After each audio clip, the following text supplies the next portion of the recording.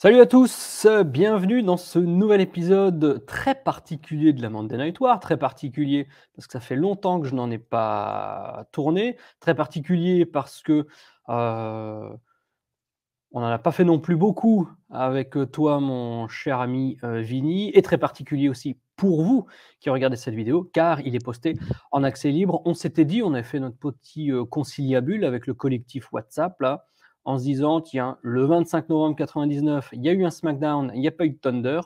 Ne serait-ce pas l'occasion de faire un petit tournage, depuis mon Islande pour vous mettre ça en comme ça, pour vous faire plaisir tout simplement?» Mais en parlant de plaisir, j'espère que toi, Vini, tu en auras pendant les 45 minutes qui se profilent devant nous. Eh ben, salut Yann, salut à toute la clinique. Ça fait plaisir de vous retrouver encore une fois et surtout avec toi parce qu'effectivement ça fait depuis je crois fin mai qu'on n'avait pas enregistré, tous les 2 en tout cas, on va dire ça comme ça. Donc le temps passe très, très vite et donc je te dis, bah, tout de suite Goten Dain, c'est ça on dit en islandais? Golden Dine, ouais, Golden Dain, OK d'accord. Voilà, ouais. faut que Ou je maîtrise Golden mon Tack, islandais, ça hein. dépend des déclinaisons, ouais. D'accord, OK, très bien. Bon, bah, quand tu seras en Égypte, je te ferai la même chose avec un bonjour en égyptien. Mais bon ça Ah! Comment on dit bonjour en égyptien? ah ça je sais pas, tu vas me le dire. Assalamu alaikum. Ah bah oui, évidemment, évidemment. C'est plus classique. C'est plus classique. Eh beh, Alors, écoute, qu'est-ce que tu as pensé de ce SmackDown qui n'avait pas de compétition aujourd'hui? écoute, moi j'ai passé un bon moment dans l'ensemble, par rapport au fait qu'on suit, nos Mmh. reviews, Raw et Nitro, hein, puisque je suis à fond dedans en ce moment sur le Raw et le Nitro et effectivement, oui, ça c'est une très bonne continuité. OK, bah, j'étais très curieux d'avoir ton ressenti général parce que, ce que j'avais écrit à notre cher ami Dimby en privé pendant que je regardais le show, c'est que moi aussi j'ai passé un très bon moment. Bon, c'était pas un show exceptionnel, mais c'était très sympa. Mais je n'arrivais pas à déterminer un truc. Est-ce que c'est Oui. parce qu'il est objectivement sympa? Ou est-ce que c'est par rapport à mon petit pas en arrière sur la Monday Night War que j'ai fait, avec moins de contenu, moins de saturation, moins de ras-le-bol, à tous les niveaux? Est-ce que ça biaise un petit peu la perception et finalement quand tu regardes un show toutes les 2, 3 semaines, bah, tu as toujours l'impression qu'il est cool?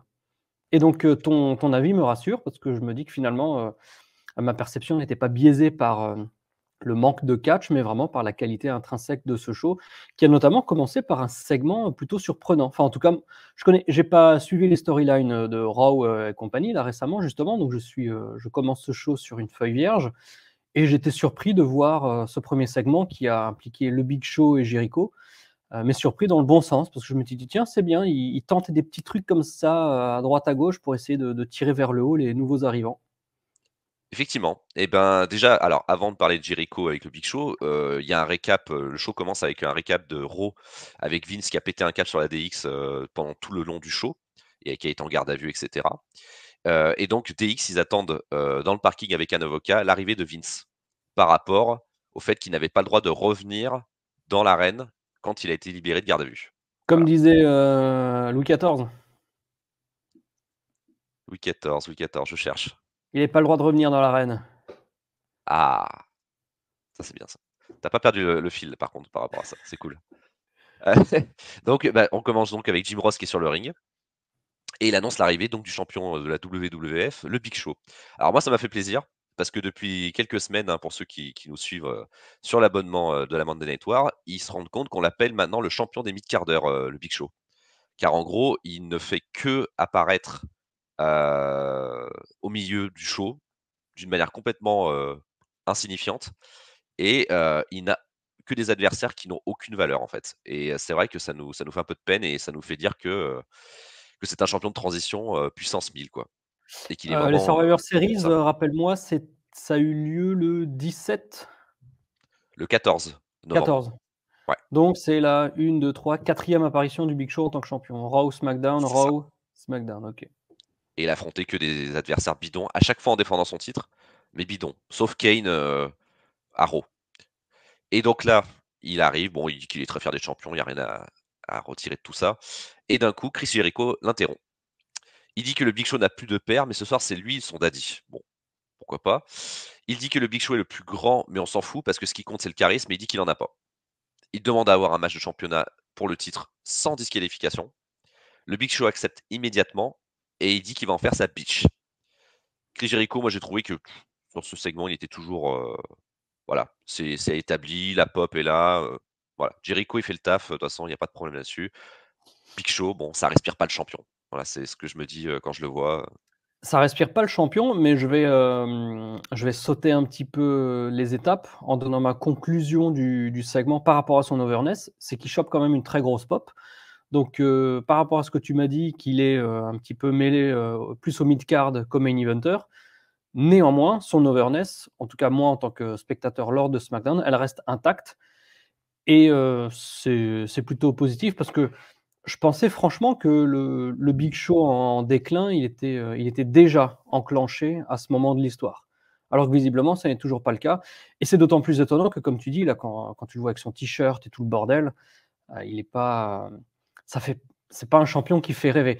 Est-ce que, question pour vous, question pour toi, est-ce que c'est voulu de nous faire un champion plus humanisé, plus normal, dans le sens premier du terme, même si c'est pas forcément la meilleure des idées d'avoir ta tête de gondole de la société qui, qui a l'air plus normale que tous les champions précédents. Je sais pas. Est-ce que c'est voulu? Dans le Moi, je look, je veux dire, dans le ah ouais, booking, dans le look. visiblement oui. Dans le Ouais, booking, ouais. a priori oui, mais dans le look, je ne sais pas. Dans le look, moi, j'ai un réflexe toujours de me dire que quand un mec porte un t-shirt, c'est parce il est pas dans sa meilleure shape, qu'il a du gras, et cetera, et qu'il veut pas donner un ordre, tu sais, de voilà. Moi, je pense que c'est le t-shirt, ça bloque ça, en fait, surtout. Est-ce que Pas tu qu'il aimes faut que j'ai Kevin Owens? oui, mais Kevin Owens me dérange pas avec son t-shirt, par exemple. C'est peut-être l'un des seuls qui me pose pas de problème avec ça parce qu'il a du bide et on va dire qu'il l'assume même avec son t-shirt, tu vois? Ouais. Mais bon, peut-être pas le meilleur exemple, tu vois, Kevin Owens. C'est quand qu'il se coupe les cheveux, le Big Show? C'est entre le Rumble et No Way Out?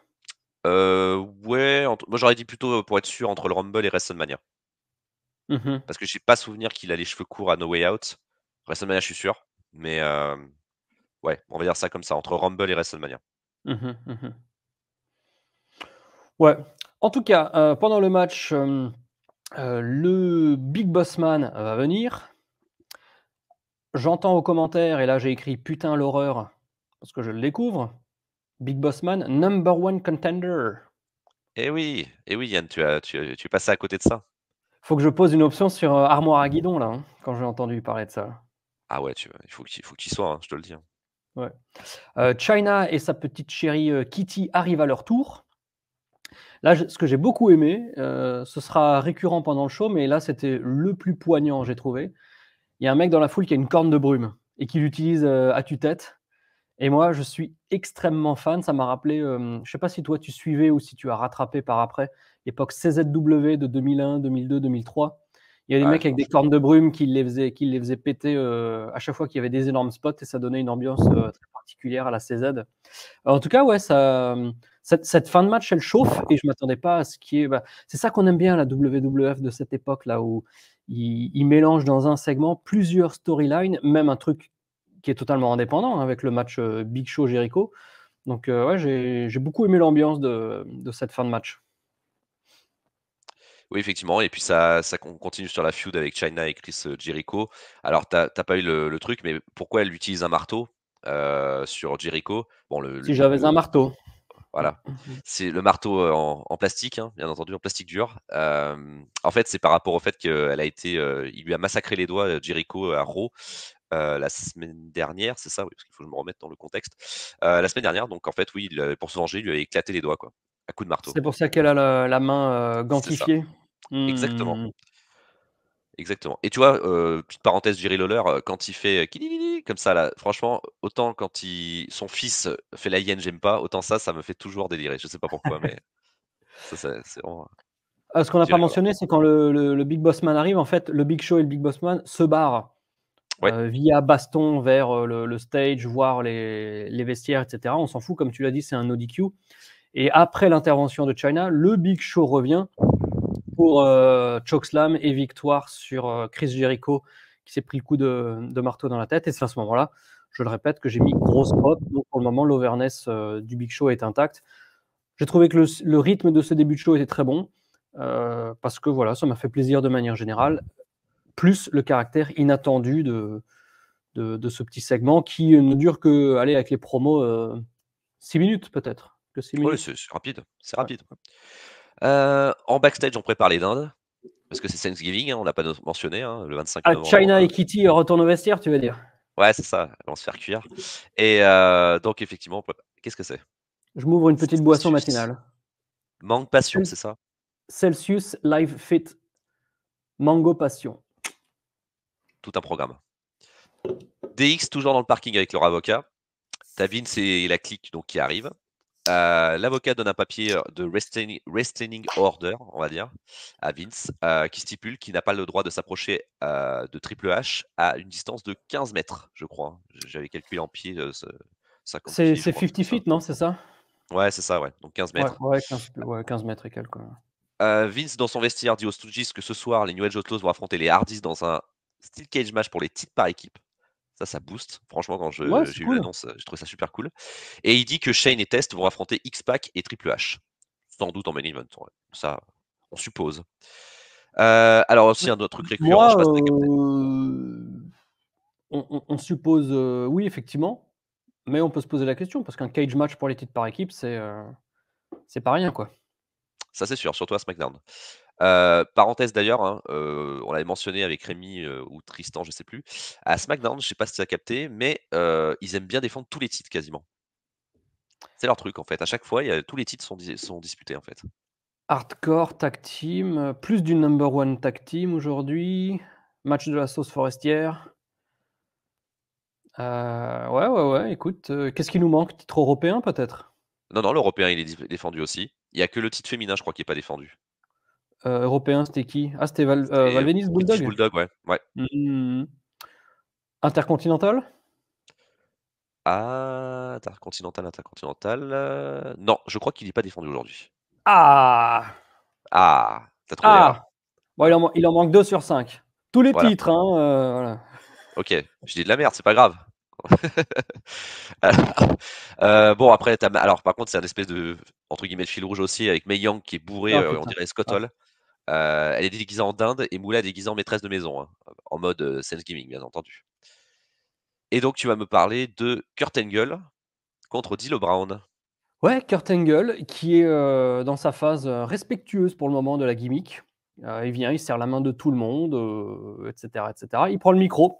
Donc c'est Thanksgiving, soyons tous reconnaissants de toutes les bonnes choses de la vie. En tout cas, de mon côté, sachez que je suis, reconnaissant de mon talent et de mes 3 I. Est-ce la première fois qu'il mentionne les 3 I? Yes, fichier Excel. Fichier Excel, les 3 I, donc 25 novembre 1999. Donc un Kurt Angle très gendre idéal, hein. Athlète un petit peu imbu de lui-même, mais malgré tout, comme je disais, respectueux. Donc c'est pas assez, comment dire? C'est pas assez manichéen pour que ce soit trop heel, tu vois? Parce que quand il parle, ça fait un peu le bâtard et quand il agit, c'est encore un petit peu trop, gentillet. Donc on sait pas trop, je trouve, où se placer pour le moment. Ouais, après, là, sur cette promo, il est moins hardcore entre guillemets, que les autres promos qu'il fait. Parce que quand Mmh. OK. chaque fois, il aime bien, tu sais, couper son match et intervenir. Là, par contre, il est vraiment full heal, hein, je te le dis tout de suite, hein. Très bien. D'Lo Brown sera son adversaire, du jour. Petit match, bon, dans ce show, tous les matchs sont en dehors du segment du segment d'ouverture, ouais, qui était, du match d'ouverture qui était court. Tous les autres sont très courts et ça me faisait anticiper un match en cage plutôt long. Parce que je m'étais dit: «C'était une décision de booking délibérée à faire des matchs très, très courts pour un match en cage long dans le genre, 10 minutes». Alors que finalement non, le match en cage était, plus court que ce que, j'attendais. Tout ça pour dire qu'il y a rien à dire, hein, sur les matchs de ce show tellement ils sont courts. Sur celui-ci, moi j'ai particulièrement aimé, l'enchaînement de finish qui était, très bien, très fluide, très beau placement et le tout se termine sur le Angle Slam qui n'a pas encore de nom. Très bonne mise en avant de Kurt Angle au niveau de l'action. Mais, sur le post-match, je comprends que c'est l'idée qu'on veut lui faire des choses un petit peu over the top, et cetera. Mais je suis pas fan de Kurt Angle qui célèbre une victoire pseudo-insignifiante, même s'il a battu D'Lo Brown, mais bon, ça montre qu'il est déjà au-dessus dans l'échiquier du catch. Cette petite victoire qui est presque anecdotique, il la célèbre comme une victoire de champion du monde. Je comprends l'idée, mais quand tu le vois, je trouve que ça le dessert. Parce que s'il est athlète, respectueux, machin truc, je sais pas, je suis un petit peu sur ce SmackDown, je suis un peu tourneboulé par rapport à la représentation qu'il fait de son personnage et j'ai un peu de mal à me situer. Est-ce que le mec il vit sur une autre planète et qui célèbre une victoire de Coupe du Monde alors qu'il a battu D'Lo Brown en 1 minute 20?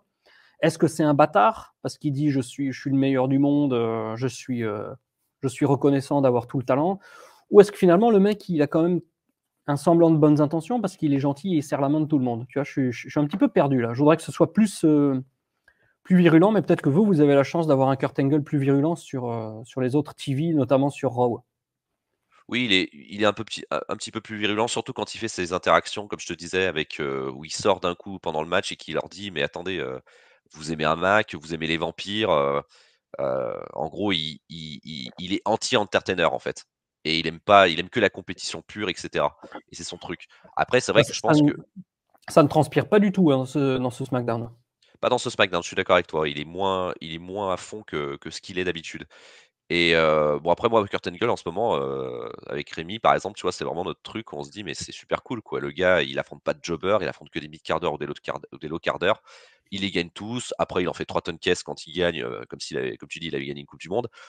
Moi je franchement Kurt Angle pour moi déjà s'établit bien, tu vois? Sans bien Mmh. entendu connaître le futur, hein, bien entendu.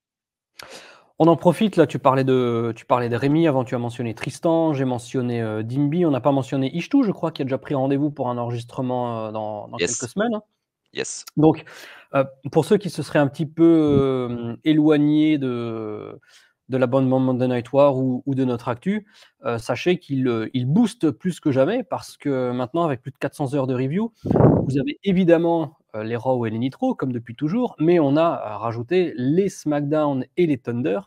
Donc, vous avez un contenu, encore plus exhaustif qu'il ne l'était auparavant, avec un collectif, encore plus divers, et varié qu'auparavant, avec donc, Vinny, moi-même de temps en temps, Dimby de temps en temps, Rémi, Silent Storm, un des piliers historiques de manière aussi très récurrente, aussi de temps en temps notre ami, Tristan que vous connaissez sous le pseudo Chris Redfield. Bref, on a reconstitué une équipe de choc qui permet de vous produire tout ce contenu. Et en plus, aujourd'hui, nous sommes dimanche 7 juillet, il est actuellement 8h38 en Islande, 10h38 dans vos contrées hexagonales.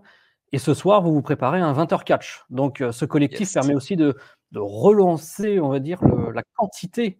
Forcément, la qualité est toujours au rendez-vous, hein. Vous êtes des fers de lance de l'analyse de catch, mais aussi en quantité pour vous, les amis, en quantité de contenu accès libre qu'on vous partage. Et je tiens à saluer aussi le travail de Rémi pour les Oh visuels putain, ah le parce mec, que le mec! ah oui, attends, Ouais. mais c'est lui qui travaille, hein, c'est lui qui fait tout, hein, dans un sens. Nous, nous sommes que des parleurs, comme on dit. Et qu'est-ce qu'il a fait de beau aujourd'hui? Il fait souvent ses visuels Ah le et bâtard! voilà. Et là, aujourd'hui, il a mis parce que, on fait de hors antenne, on va dire qu'en gros, à chaque fois, Rémi me demande les catcheurs qu'on met sur Monday Night War. Je lui ai dit donc Shane McMahon et Rikishi. Vous saurez pourquoi pour Rikishi.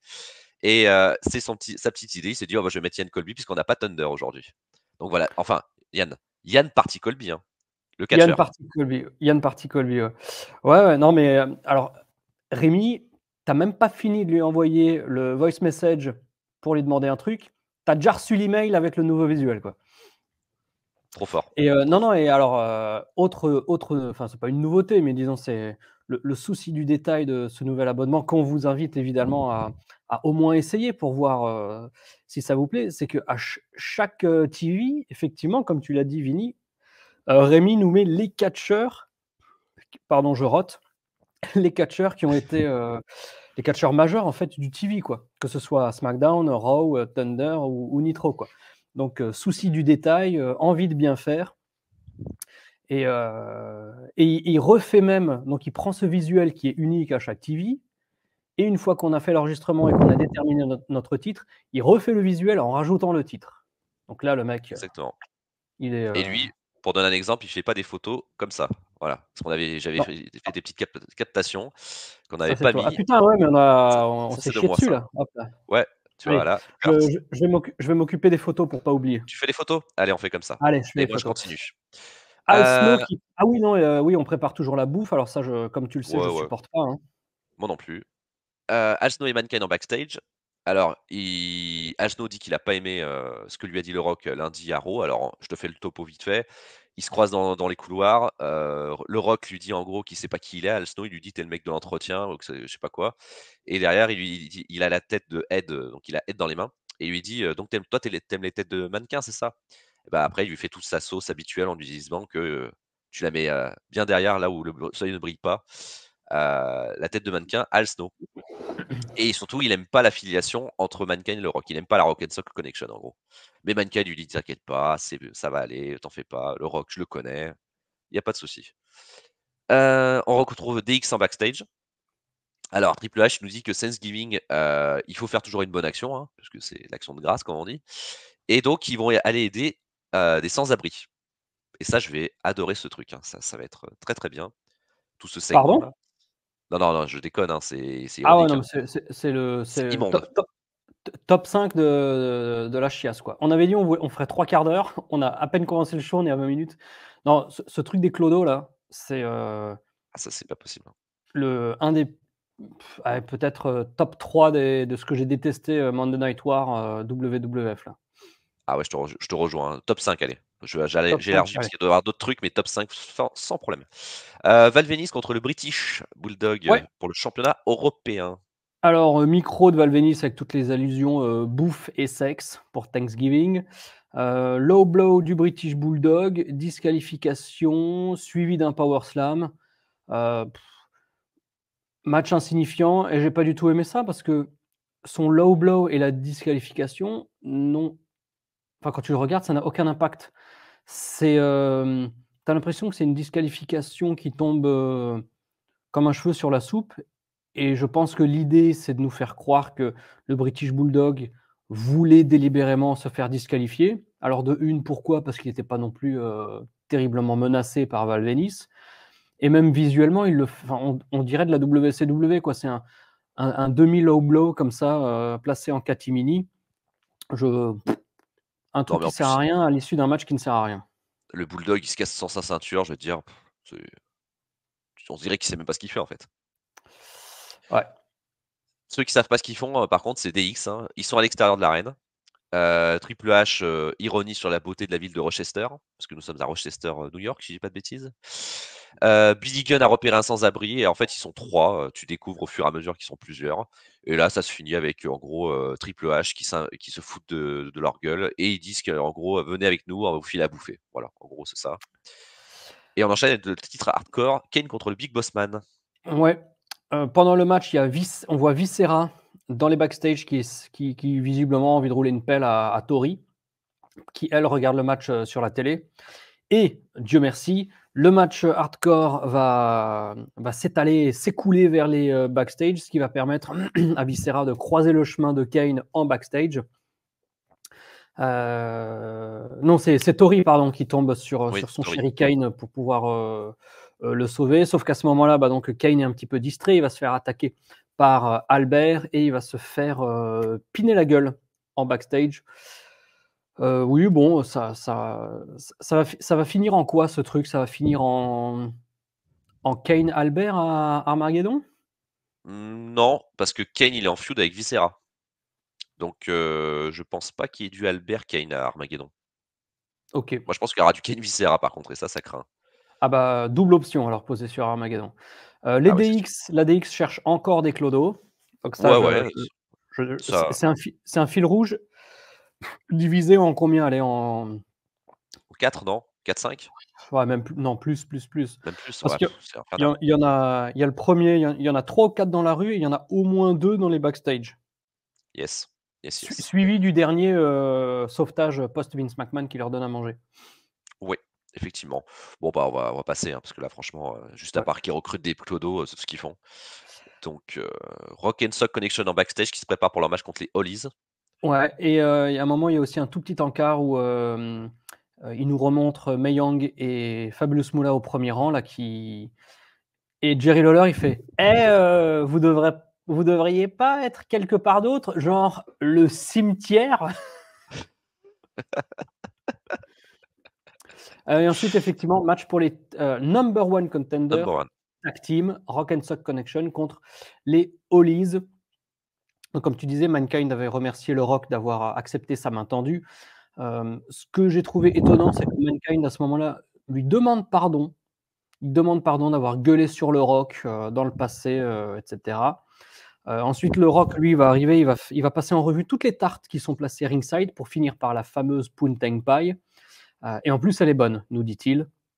Oui. Après, ça enchaîne sur Michael Cole, qui va être l'objet des moqueries du Rock en disant oui, tu n'as jamais eu de Poontang Pie, machin. Poontang Pie, c'est de l'argot, argot plus, mais pas non plus trop vulgarité pour dire tarte de tush. Ouais, Donc c'est de la touch, ouais. c'est ça la petite blague. Et puis alors il dit vas-y, essaye ta première Poontang Pie, n'aie pas peur. Et quand tu lui demandes comment elle était, est-ce qu'elle était bonne, au moment où Michael Cole s'apprête à répondre, évidemment il se mange le It Doesn't Matter. Le match commence. Donc en fait, moi je m'attendais à un truc un tout petit peu plus combatif, parce que finalement, ça n'est qu'un squash amélioré, hein. Oui, il n'y a pas de structuration tag team classique, hein, ça c'est sûr. Ouais. C'est un espèce de Ouais, tornado. ouais, squash amélioré qui se termine sur le People's Elbow, victoire, ils sont number one contender, donc je suppose ils vont affronter la DX ou quelqu'un d'autre, arme à guidon. Ouais, Yes. non, rien à dire, ça aurait été bien de donner un chouïa plus aux Liz, pas beaucoup plus, mais juste quelque chose pour montrer qu'ils existent, parce que là, ils existent absolument pas. On sait qu'il y a un fossé gigantesque entre Rock, Mankind et les Hollies, mais justement, l'idée, c'est de leur faire bénéficier de cet affrontement en montrant que c'est des catcheurs qui existent un peu, quoi. Je sais pas ce que tu en as pensé.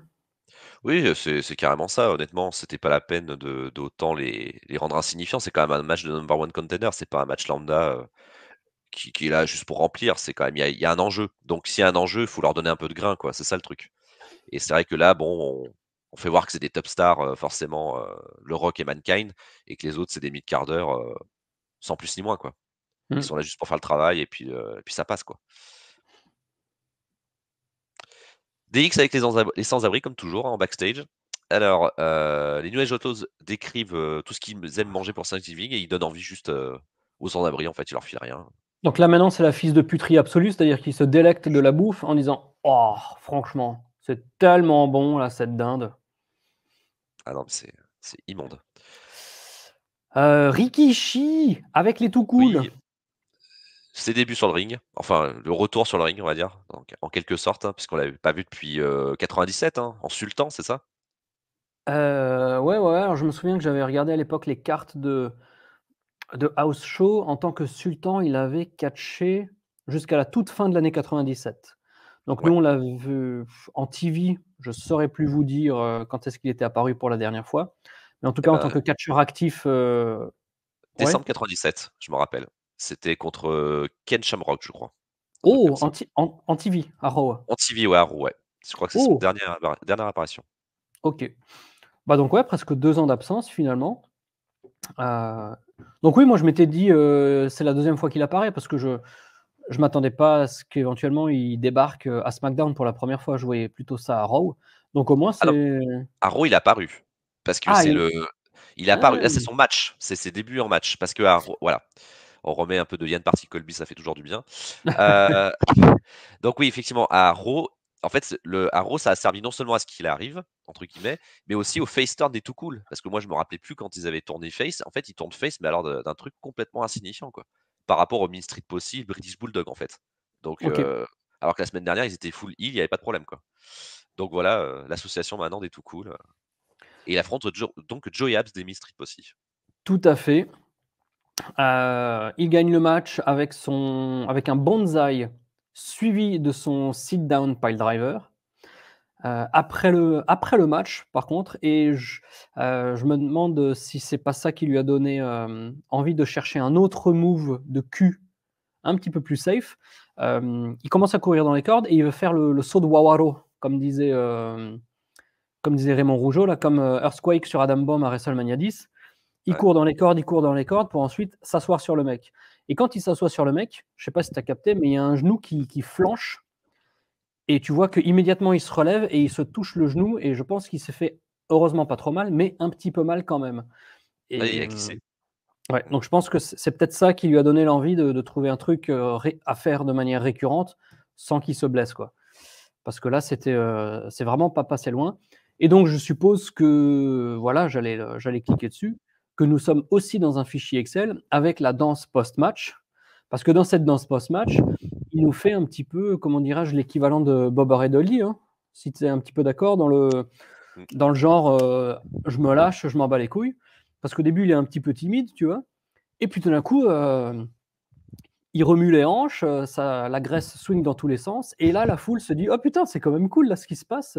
Et elle réagit Ouais, un petit pour peu, ouais. cette petite partie comédie.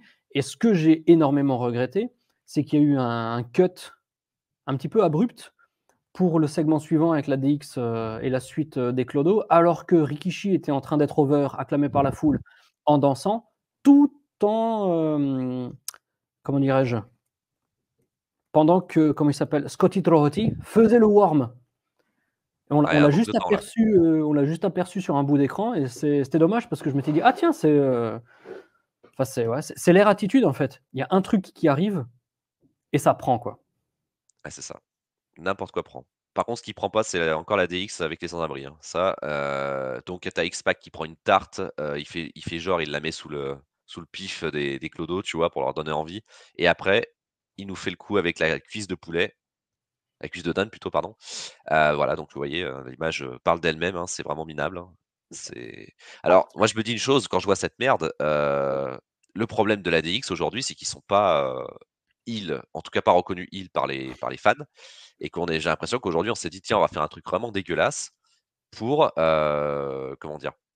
Pour les affirmer en tant que full heel», on est allé au tréfond du truc pour les rendre heel, quoi. Mais c'était pas non plus la meilleure des solutions, quoi.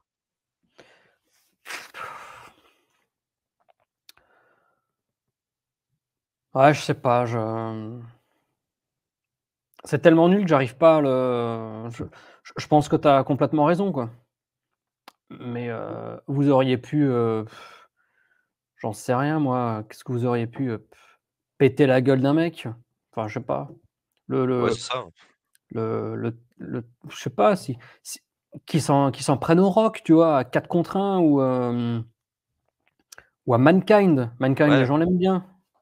Tu vois? Il lui retire le effectivement. masque, il lui pète la gueule, pour qu'il se fasse peut-être sauver par le Rock ou que j'en sais rien, enfin qu'ils les mettent. Je pense que le problème, j'ai pas vu les TV, récents, mais le problème est peut-être aussi qu'ils ne sont pas bookés face à des faces suffisamment forts. C'est fort possible. C'est fort possible que Mmh. tu aies raison là-dessus. Parce que mais je sais pas, c'est bizarre. Cette TX est très bizarre quand même, en termes de réaction. As-tu Allez, on aimé le continue, hein, match je de la chasse. sauce, Ouais, forestière? c'était bien, hein, c'était bien. Moi, ce qui m'a fait peur, c'est qu'elle glisse, j'ai pas pris de photo pour cette daube. Ah Heu, dommage. ah non, je me suis pas attelé Voilà. dessus. Je mets une Heu, photo, il y a quand même quelques champignons. voilà, exactement. Non, moi, ce qui m'a fait peur dans ce truc-là, c'est qu'elle glisse tout le temps, en fait. C'est hyper dangereux et hyper con, en Ouais. fait, comme truc, hein. Franchement, Do donc le match de la sauce forestière, en fait, c'est une sorte de petite piscine à la con, dans laquelle il y a du gravy sauce. Alors je sais pas quel est l'équivalent français de la gravy, hein. Moi j'ai mis sauce forestière, mais même si c'est pas ça, ouais. hein. Ouais, j'ai les bulles du, passion Ah mango oui. là qui remontent. Ah, ouais, ouais, on l'a entendu. Ouais. C'est vrai? Oh putain, ah ouais, pourtant Et c'est c'était un phénomène exclusivement interne. Il y a rien qui est sorti, mais c'est juste il y a une on a entendu un remontée tout petit voilà, oesophage, ouais. Là, on a remontée entendu œsophagienne, l'osophage. exactement. Ouais, donc comme tu dis, ouais, elles sont dans une piscine, il y a c'est pas du tout comme je crois que ce sera Armageddon où il y a un truc dans de la boue, non? Sans doute, oui. Sans doute. Enfin, en tout cas, il y a les seins de Miss Kitty à Armageddon, Ça, c'est important. très important. Là, il y a très peu de c'est pas de la boue, c'est rien, il y a 10 centimètres de trucs et c'est extrêmement glissant et je ne sais pas si c'est à cause de ça qu'elles ont fait un match qui a duré 20 secondes. Elle Je pense que s'envoie dans la Step gueule, Time, hein. Ouais. elle s'envoie la gueule dans les champignons, là. Sauce forestière, sauce forestière. DDT, fin du match. Remarque que 20 secondes, c'était suffisant, hein, il y a pas de souci là-dessus, hein. Mais c'est vrai que oui, C'est ce la c'est ce que dangerosité du disait truc, ton ex. ah! Ah! Ah! Ah! Allez, on enchaîne. Godfather contre Al Snow. Ouais, alors on a oublié que Ivory attaque Miss Kitty en Ah oui, post-match, oui. qui Ah oui. fait genre alors ça c'est fou, quoi, parce que tout ça, c'est voulu. Elle fait genre, elle s'étouffe avec des champignons pour qu'il y ait une, secouriste qui vienne lui faire le réflexe de merde, je sais plus comment ça s'appelle là. Elle lui remonte le plexus solaire pour qu'elle sorte le champignon. Pour qu'ensuite cette même, sauveteuse se fasse, déshabiller par Ivory pour révéler des énormes nibards et que Michael Cole dise: «Ah, how embarrassing, blablabla, blablabla». Alors, je confirme que c'est embarrassing, mais tout ça, toute cette merde sauce forestière, elle est voulue parce qu'un petit peu plus tôt dans le show, on nous a précisé, incroyable, on a rajouté des champignons dans la sauce gravy. Ce qui veut dire qu'ils te l'ont dit pour que tu intègres la présence des champignons pour comprendre que Miss Kitty s'étouffe avec un champignon coincé dans la gorge. C'est du détail scénaristique qui n'a aucun intérêt et qui, enfin, perte de temps, quoi, les mecs. Ah ouais, c'est fou, hein. C'est fou de fou. Godfather Al Snow, tu disais. Ouais, ouais, ouais. Il se passe rien, hein. Schoolboy, victoire du Godfather en 1 minute. Hem, la toile de fond, l'histoire du truc, c'est que suite aux attaques, dont il a été l'objet récemment, Al Snow, là, tu en as parlé un petit peu plus tôt dans l'émission, on nous dit qu'il est submergé par les émotions et que, à cause de ça, il a perdu, il n'arrive plus à se concentrer et cetera. Oui, bon, Al Snow, c'est pas non plus, le Rock et Al Snow, peut-être que je me trompe, mais ça montre peut-être, les manquements, à ce niveau-là. Al Snow qui perd en 1 minute via Schoolboy face au Godfather. Je suis pas scandalisé en me demandant: «Mais que se passe-t-il avec Al Snow? Comment peut-il perdre en 1 minute face au Godfather?» Parce que le Godfather, il est quand même super over, hein. Il est pas à coquiner avec du Mankind ou du Rock comme, Al Snow peut l'être, mais en tout cas, il est 1000 fois plus over. Donc dans ma tête, je me dis: «C'est normal que le Godfather gagne». Donc nous vendre l'histoire: «Oui, les émotions, machin», je sais pas comment toi tu l'as perçu en ayant vu les Raw et les SmackDown précédents? De toute façon, Al Snow, moi, ça fait quelques semaines que, de toute façon, il est insignifiant. C'est ça le problème, c'est que son personnage est insignifiant. Il n'a plus de son interaction avec Ed n'existe plus, donc au final, le gars n'a plus d'aura autour de lui, quoi. Et on Mmh. l'associe à du Mankind, à des choses comme ça où il a pas sa place. Donc à un moment donné, moi je te dis quand dans mes notes, j'ai mis, début de heel turn parce que bon, je vois qu'il est concentré sur sa jalousie, envers, Mankind par rapport au Rock et c'est ça qu'il veut nous vendre, en fait. Mais il lui donne trop d'importance, je trouve, par rapport à ce qu'il représente. C'est ça le gros souci d'Al Snow. Ouais, pourtant, la dernière fois que j'avais vu, je sais plus quand c'était, hein, heu, je trouvais justement que c'était, géré de manière plutôt habile. Son son insertion dans une scène, approchant le main event. Bah, entre-temps, j'ai envie de te dire, ça a bien baissé quand même, hein. Ça a bien baissé parce qu'on voit les limites, en fait. C'est ça le gros Mmh. problème. C'est le gros problème de ce personnage, c'est qu'il a beaucoup, beaucoup de limites. Ensuite, qu'est-ce qu'on a les amis? Tac, tac, Ah! tac. Ah, c'est le Ah! tag. Ah bah, c'est le tag. New Age Outlaws contre les Hardys en, cage. Hop là, voilà. Ouais donc, j'étais un peu déçu, moi je m'attendais à un match, plus alors j'ai bien aimé le look de la cage, Oui, moi aussi. parce que c'est une cage qu'on n'a pas l'habitude de voir. Peut-être aussi parce que c'était un match, dépêché comme ça, sorti de nulle part, donc ils avaient pas une structure, bien chiadée, j'en sais rien. Mais, j'ai bien aimé le look de cette cage et quand tu vois sur le papier en tout cas, le sérieux du match, hein, pour les titres par équipe en cage, je trouve que ça exacerbe encore plus la merde de tous les segments avec les sans-abri là. Ah non, mais totalement, totalement. Il y a eu deux choses quand même dans ce match que j'ai adoré, enfin j'ai adoré. Surtout un parce que ça m'a surpris. D'abord, j'ai hurlé sur Jeff Hardy, je sais pas si tu as capté quand, il est en sit down powerbomb que tu as Billy Gunn qui le balance sur Matt et en fait, il a la tête qui se plante. Heureusement que Matt le le retient au niveau de l'épaule, parce que sinon, Jeff, il se plante la tête complètement dans le sol, quoi. Parce qu'il n'arrive pas à tourner, en fait. Ah non, je l'ai pas capté ça. Par contre, est-ce que tu as capté que le Road Dogg fait un moonsault de la 3e corde? Ça, je l'avais pas vu venir celle-là. D'ailleurs, je crois que je l'ai pris en photo. Je crois que c'est ça. Voilà, bim. Ouais, et est-ce que je pense que c'est la seule fois de sa vie qu'il a fait un moonsault, hein. Ah, je pense aussi, c'est pour ça que je l'ai pris en photo parce que je me suis dit: «Mais c'est Ouais. fou, quoi». Ah ça, il faut le mettre en titre, hein, c'est, Road Dogg fait un moonsault. Ouais, sauce forestière et Road Dogg fait un moonsault. Road Dogg fait un moonsault et sauce forestière. Est-ce que tu as capté ce que dit, Michael Cole quand il fait ça? Non, dis-moi. Michael Cole, il fait: «What a maneuver!» Et à ce moment-là, Jerry Lawler, il fait: «What an idiot!» Donc là, tu avais, tous les univers qui se télescopent, quoi. Ah, c'est Mais fou, ouais, c'est clair. la foule apprécie parce elle lance un chant, holy shit. Oui, exactement. Ouais, ouais. Et par contre, je sais pas si tu as vu, mais la structure du match, c'était bizarre parce qu'au début, ils partaient sur un tag classique, donc même derrière la cage et genre Mmh mh. 1 minute après, ils sont partis en tornado. Donc je sais pas si, c'était prévu ou quoi, mais tu as l'impression qu'ils ont changé le cours du match en termes de structure, en fait, pour un tag. Ouais, ils ont peut-être oublié, je sais pas, Je sais pas, ouais, c'est bizarre. ouais. Tac, tac, tac, donc le match attends, j'ai est-ce que tu as la durée? Non, je n'ai pas les durées. Je note pas les durées sur les TV par contre. Oui, oui, non, Je le fais sur les pas, pay-per-view, mais c'est vrai que je rate pas j'ai pas le réflexe de me faire mais là, en fait, les durées. ouais, je cherche, parce que justement, c'est pour, tac, pour, Bah, pendant que tu cherches, si tu veux, je finis le match. ouais, ouais, vas-y, vas-y. Et ben, C'est en bon, j'ai gros, trouvé. vas-y. Heu, 4:47, donc tu vois, Ah ouais, les autres matchs du show, c'est 1:50, 1:35, 2 s oui, les Hollies contre Rock and Sock 2:51, Rikishi 1:45, le match, de la Forestière 1:08, Godfather Al Snow 1:09. Donc quand il y a eu ça, je m'étais dit: «Bon, on va voir un vrai match de catch» et voilà, non, c'est, 5 minutes à peine. et ouais. Et ça finit comment? Bah, il y a un ref bump. Il y a un petit ref bump qu'on voit pas d'ailleurs, je crois, que j'ai Ouais, pas on voit capté en pas le tout ref cas, bump on le voit pas, ouais. et Billy Parce qu'en Gunn, fait, ouais, Jeff se fait balancer par-dessus la cage.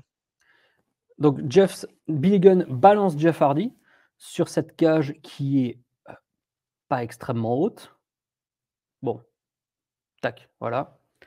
Ce qui permet à Jeff Hardy de s'agripper au sommet de la cage et de basculer par-dessus et d'arriver à l'extérieur du ring. Sauf que comme l'arbitre s'est fait péter la gueule ou s'est pris un coup là, il ne voit pas cette victoire. On nous dit bien plusieurs fois aux commentaires qu'on a des nouveaux champions par équipe. Donc il faut que ce soit un seul des 2 membres qui arrive à l'extérieur du ring pour gagner. Chose qui n'avait pas nécessairement été mentionnée clairement avant le début du match, à moins que je me trompe. Non. Non, non, ça a pas été mentionné, ça a été mentionné pendant le match. Ouais. X-Pac arrive, il ouvre la porte, il remet Jeff Hardy dans la cage, dans le ring. Donc le match, reprend et ensuite, tac, tac, tac, X-Pac va continuer son œuvre et empêcher Matt Hardy à son tour de sortir de la cage. Finalement, c'est Billy Gunn qui va arriver à s'extirper, de la bataille pour la victoire de la DX. J'ai trouvé qu'il y avait une bonne hit sur la fin de ce match, mais j'ai eu le sentiment que le public, tout comme moi, n'avait pas clairement les règles de victoire en tête pour être suffisamment impliqué psychologiquement dans la fin du match. On comprend qu'X-Pac vient foutre la merde, et cetera, mais et l'engagement, il est pas là, quoi. Mais malgré tout, c'était quand même une belle surprise, ce Jeff Hardy qui se fait, balancer et ce qui vient un petit peu confirmer ce que je viens de dire, c'est que quand il sort du ring, normalement, on aurait dû avoir une grosse pop Oui, effectivement. et on l'a pas eu. Donc ça montre bien que le public n'a pas du tout intégré la victoire potentielle lorsque Jeff Hardy passe par-dessus la cage, quoi. Bah, ils ont dû penser comme toi et moi, c'est que Jeff, il sort, mais il faut que Matt sorte aussi. Ouais, tout Je à pense que c'est fait. ça le truc. Et on enchaîne avec le main event, Triple H, et X-Pac contre Test et Shane McMahon. Alors pendant l'entrée de DX, on voit les sans-abri qui mangent de la dinde, parce qu'en fait, en gros, Vince les a ramenés, parce qu'en fait, ils se sont fait foutre dehors par la DX et Vince les a ramenés pour leur donner à bouffer. En gros, c'est ça la combine. Ouais, ça Heu, fait c'est, Vince le gentil, quoi. ouais, c'est ça exactement, le bon samaritain. Et donc c'est un bon petit match, hein, honnêtement, Shane, il prend toute la heat, hein, dans ce match. Mmh. Les gens sont chauds, hein, par contre, sont méga chauds dans ce main event. Ça finit alors, truc classique, hein, New Age Outlaws intervient. Ils interviennent pendant le match, hein. X Factor sur test, victoire de la DX. Et après le match, alors là, ça part en pugilat. DX, donc Ross, Shane. Tu Vince qui arrive et il menace la DX s'il continue à massacrer Shane. Ils en ont rien à foutre, Alors ils continuent de Vince massacrer. arrive Vince arrive, mais comme il a le truc des 15 mètres, il ne peut que regarder C'est Shane ça. en train de se faire démolir. Il peut pas faire plus, si ce n'est repartir avec une sorte de petit rictus, vénère, genre: «Vous allez voir de quel bois je me chauffe». Et là, que se passe-t-il? Il envoie les Hardys, il envoie Edge et Christian, et ensuite arrivent les Hollies, Kane, et cetera. Bref, la terre entière. Quel est ton avis sur ce truc? Parce que moi, j'ai trouvé que c'était un petit peu, étrange, et je savais pas ce que je devais comprendre de ce segment, parce qu'on a la terre entière qui vient dans le ring, mais moi, quand je vois tous ces gens, je me dis: «Ce sont les sauveurs de Shane et de Test». Alors, quand c'est les Hardys qui arrivent, ou les acolytes, vu ce qui s'est passé à Raw, j'ai envie de te dire oui. Après, c'est Ouais, sûr mais que ça quand tout commence le monde est par les rentré, Hardys, ouais, ça c'est ça. commence par les Hardys, et tout de suite après, il y a Edge et Christian. Ouais. Et effectivement, après, à partir du moment où Edge et Christian ils sont rentrés, moi j'ai dit: «Qu'est-ce que c'est que ce merdier, quoi?» Pourquoi eux, ils interviennent? Ils ont aucune interaction avec DX. Donc, Ouais, mais bon, après, quand j'ai envie de te dire, tu tout le roster qui vient, et puis ça finit en plus, c'est pour ça qu'ils avaient installé toute la bouffe autour du ring. C'était pour que, en fait, au insupportable. final, ça finisse en bataille de bouffe. En fait, là, il y a plus de. Alors, ce qui est très bizarre, c'est que oui, effectivement, tu as la bataille de bouffe. Et en fait, le truc, c'est que tu te dis: «Bon, ça ressemble à un truc un peu hors caméra», tu vois ce que je veux dire? Comme on fait des fois les petits bonus, là, machin. Et en fait, au milieu de tout ça, tu as quand même un rappel de Triple H, avec Vince qui se regarde en mode, vénère, Ouais. tout ça, machin, pour continuer la feud, tu vois? Face to face.